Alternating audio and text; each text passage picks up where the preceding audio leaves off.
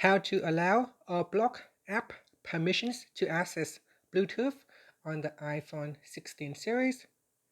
First, let's return back to the home screen by swiping up at the bottom of the screen.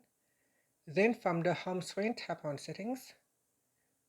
Now in the main settings page, we then scroll down to the bottom and tap on Privacy and Security.